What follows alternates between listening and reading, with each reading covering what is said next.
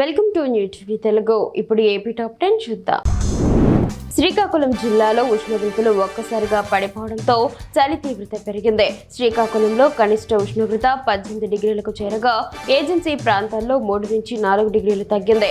ఉత్తర భారతదేశం నుండి వీస్తున్న చలిగాలుల కారణంగా మరో 3 రోజుల పాటు ఈ పరిస్థితి కొనసాగుతుందని వాతావరణ శాఖ తెలిపింది. ప్రజలు జాగ్రత్తలు తీసుకోవాలని సూచించారు. చలి తీవ్రతతో ప్రధాన రహదారులు నిర్మానుష్యంగా మారాయి.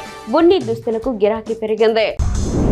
కలగట్ల గ్రామానికి ప్రత్యేక పంచాయతీ ఏర్పాటు చేయాలని డిమాండ్ చేస్తూ స్థానిక నివాసితులు ఒంగోలు కలెక్టర్ కార్యాలయంలో జాయింట్ కలెక్టర్ కు అర్జీ అందజేశారు. గ్రామ అభివృద్ధి, ప్రాథమిక వసతుల విస్తరణ, స్థానిక పరిపాలన బలోపేతం కోసం ప్రత్యేక గ్రామ పంచాయతీ ఏర్పాటు అత్యవసరమని వారు పేర్కొన్నారు. కలగట్ల జనాభా, భౌగోళిక పరిస్థితులు పంచాయతీ ఏర్పాటుకు అనుకూలంగా ఉన్నాయని కమిటీ సభ్యులు వివరించారు. అర్జీ స్వీకరించిన జాయింట్ కలెక్టర్ దీనిని పరిశీలించి సంబంధిత శాఖలకు పంపించి తగిన చర్యలు తీసుకుంటామన్నారు. నిరుపేద కుటుంబాలను ఆదుకోవడమే కూటమి ప్రభుత్వ లక్ష్యమని ఎమ్మెల్యే మామిడి గోవిందరావు తెలిపారు. ఎల్ఎన్పేట మండలానికి చెందిన పుచ్చల రామారావు మృతి చెందడంతో పాటు హీరమండలంకు చెందిన పొట్నూరు రమణయ్య కుటుంబ సభ్యులకు సీఎం రిలీఫ్ ఫండ్ చెక్ను ఆయన అందజేశారు.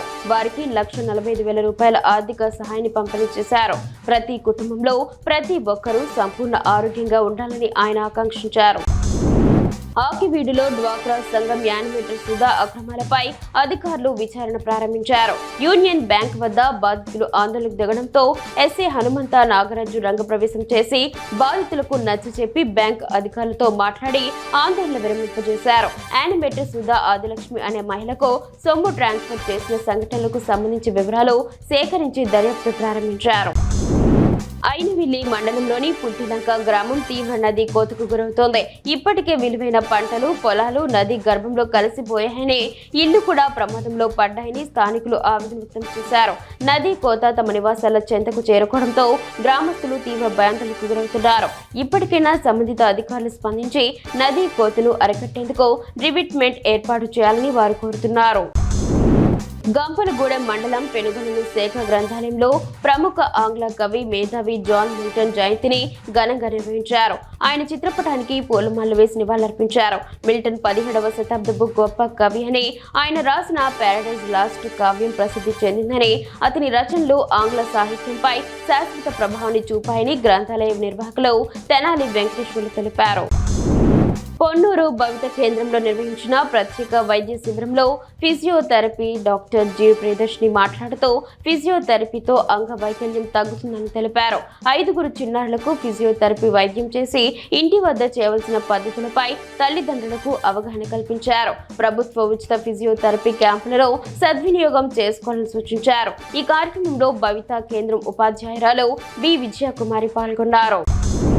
కాజీపేట మండలం కుమ్మరకొట్టాల చుట్టుపక్కల 6 గ్రామాల విద్యార్థులు ఉదయం 7 నుంచి 9 గంటల మధ్య పల్లె వెలుగు, ఆల్ట్రా పల్లె వెలుగు బస్సులు తమ వద్ద ఆగకపోవడంతో తరగతులు కోల్పోతున్నారని ఆవేదన వ్యక్తం చేశారు.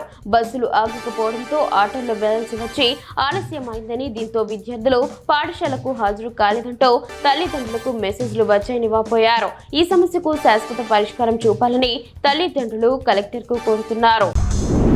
విభిన్న ప్రతిభావంతులకు ముఖ్యమంత్రి నారా చంద్రబాబు నాయుడు ప్రకటించిన 7 వరాలపై కొరసపాడు మండలం గుడిపాడు గ్రామానికి చెందిన కొట్టే స్టాలిన్ సంతోషం వ్యక్తం చేశారు.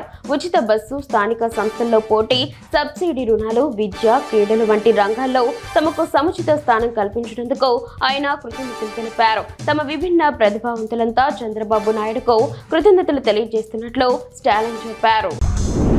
సూళ్లూరుపేట పులివేంద్ర ఏఎంసీ జరిగిన తొలి సమావేశంలో ఎమ్మెల్యే డాక్టర్ నెలవల విజయశ్రీ రైతు సంక్షేమంపై కీలక నిర్ణయాలను వెల్లడించారు.